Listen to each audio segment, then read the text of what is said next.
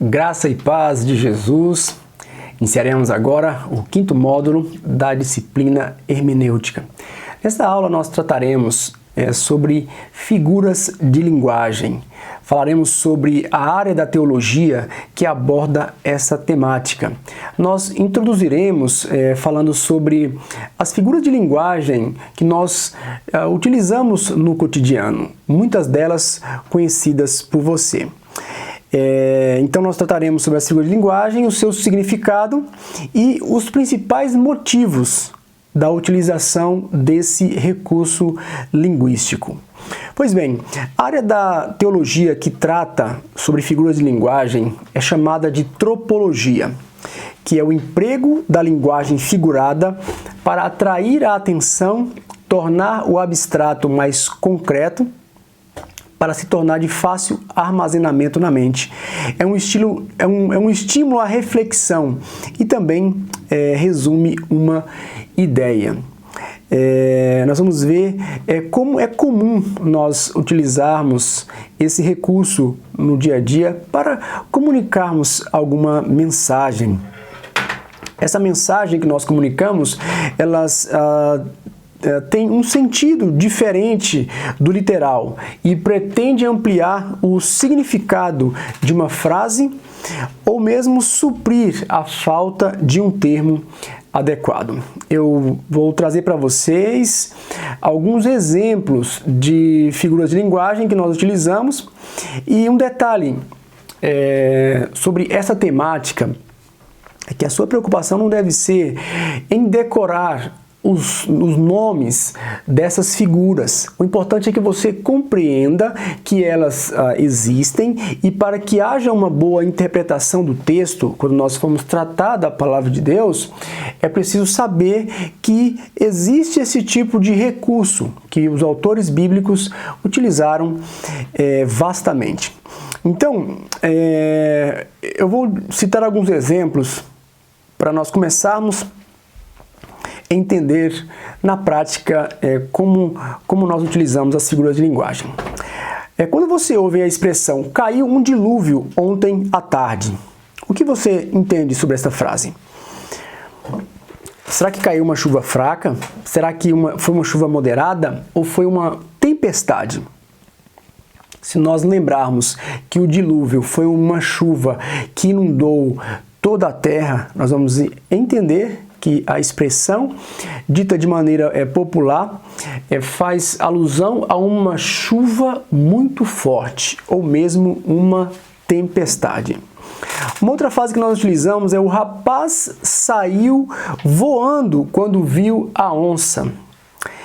Será que alguém é capaz de voar mesmo diante de um perigo extremo? Certamente não, a menos que ele utilize um recurso mecânico, algum meio para fazer isso. Porém, naturalmente, ele só consegue correr muito rápido, e é justamente o que diz a expressão. Usando uma figura de linguagem, que é hipérbole, inclusive o caiu um dilúvio também é uma hipérbole, pois fala de uma chuva muito forte. E aqui, o rapaz saiu voando, nós temos também um outro exemplo de hipérbole para demonstrar que ele saiu muito rápido quando viu o perigo. Uma outra figura de linguagem que nós utilizamos com frequência é a seguinte. O que você entende quando ouve esta frase? Você já leu Machado de Assis? Nós temos aqui um exemplo de metonímia.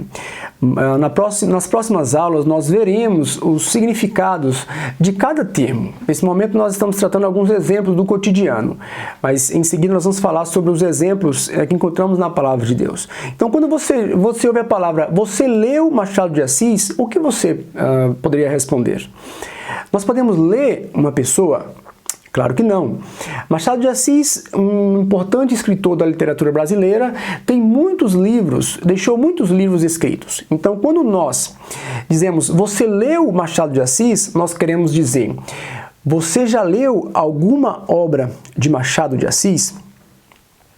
Um outro exemplo de figura de linguagem nós vemos na seguinte frase, o cara é teimoso como uma mula.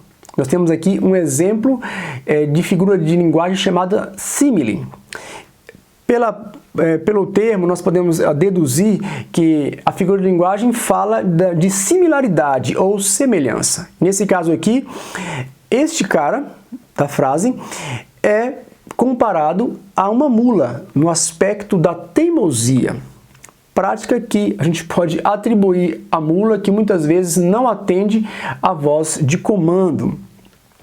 E é algo que pode ser facilmente observado na vida de muitas pessoas, né? Um outro exemplo aqui que é muito comum, um exemplo agora de eufemismo. Ele foi desta para uma melhor. Com esta frase, a pessoa está atenuando uma mensagem. Ele tá querendo dizer, a pessoa morreu. Para evitar usar uma expressão muito forte, utiliza-se essa expressão. Ele foi desta para uma melhor, ou seja, morreu, deixou esta vida e foi para uma outra vida. Há um exemplo também no dia a dia, que é a ironia muito utilizada. Grande trabalho você fez, tirou 0.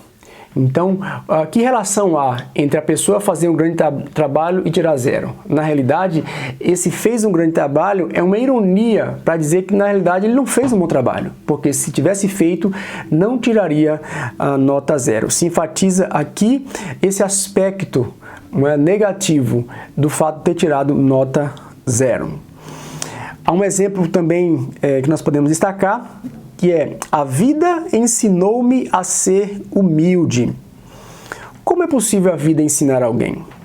Na realidade, nós aprendemos com os nossos próprios erros, com os nossos acertos, com a vida das outras pessoas. Nós aprendemos de várias maneiras. E nesse caso aqui, é atribuído à vida o fato dessa pessoa ter aprendido alguma coisa ou aprendido a ser humilde.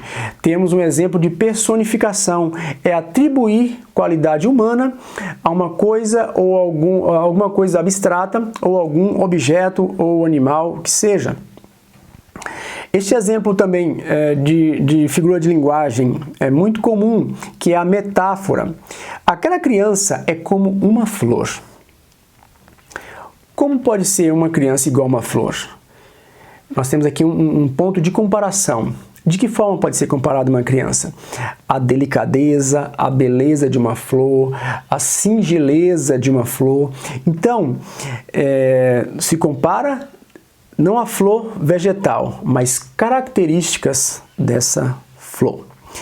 E por último, eu gostaria de destacar uma outra figura de linguagem do nosso cotidiano, da nossa linguagem, que é a seguinte: o governo autorizou a construção de 1000 tetos para os operários. É possível alguém construir tetos somente?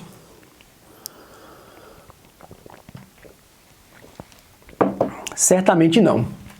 Mas quando se diz que construiu tetos, nós temos um exemplo aqui de sinédoque, que você toma a parte pelo todo. Você diz construiu tetos porque você quer dizer que construiu a casa inteira. É uma maneira de se expressar, que é uma figura de linguagem. Então, nós poderíamos citar aqui centenas e centenas de figuras de linguagens que nós utilizamos no cotidiano. E muitos outros exemplos de nomes estranhos que não necessita que nós os guardemos necessariamente, mas é importante que saibamos que esses recursos existem, pois nós utilizaremos quando tratarmos da interpretação da palavra de Deus. Agora, por que nós utilizamos figuras de linguagem? Ou por que se utiliza a figura de linguagem? Alguns pontos importantes para nós pensarmos. Primeiro, porque elas dão mais vida ao texto, em função das múltiplas comparações e associações. Ela traz algo belo, dinâmico, criativo na fala, especialmente quando se trata de comparações não apenas nos aspectos negativos, né, como nós falamos, do cara que é teimoso como uma mula, mas as comparações como a menina como uma flor. Isso torna, né, a linguagem mais bela, podemos dizer assim. Um segundo ponto pelo qual utilizamos a figura de linguagem é porque servem para chamar a atenção dos ouvintes e leitores. Os exageros intencionais, as alegorias e etc. A propósito das alegorias, nós trataremos num ponto específico e falaremos mais sobre elas. Então, por meio dessa linguagem, nós podemos ou exagerar ou diminuir algo de maneira proposital. Elas também nos ajudam na memorização, devido à relação com o cotidiano. Lembram das parábolas de Jesus? Muitas vezes ele usava recursos do dia a dia para trazer os seus ensinamentos, pois facilitava a compreensão dos seus ouvintes. Assim também é conosco. As figuras de linguagem servem também para resumir uma ideia. Por exemplo, quando nós lemos no Salmo 23, versículo 1, só essa parte, o Senhor é o meu pastor. Só essa frase nós podemos trazer muitos ensinamentos aí, porque sendo o Senhor pastor, nós podemos entender que Ele cuida, Ele protege, Ele nos alimenta, Ele nos guia. Então, de uma expressão, nós trazemos aí muitos conceitos. E por último, porque nos ajuda na reflexão. Nós falamos no princípio que a nossa mente, quando nós lemos algo ou vemos alguma coisa que não tem texto escrito, a nossa mente procura processar de modo que interpretemos e compreendamos aquilo que está sendo, aquilo que se pretende comunicar. Então, por meio da figura de linguagem, o cérebro, né, se movimenta em busca dessa compreensão. Agora, como nós podemos saber se uma expressão é figurada, ou se é um recurso de figura de linguagem, ou se o autor está trazendo um sentido literal da palavra? Lembrando que o sentido figurado não significa que é algo contrário àquilo que a pessoa está querendo dizer. Toda comunicação onde há figura de linguagem, há também implícito o sentido literal. Isso é importante que a gente compreenda. Então, o sentido figurado não tira a realidade, apenas ressalta de uma maneira diferente. Isso porque a figura de linguagem não elimina a realidade do que se pretende dizer. Então, para concluir essa aula, é importante que saibamos que na Bíblia nós temos aproximadamente 75% dos textos escritos em linguagem poética.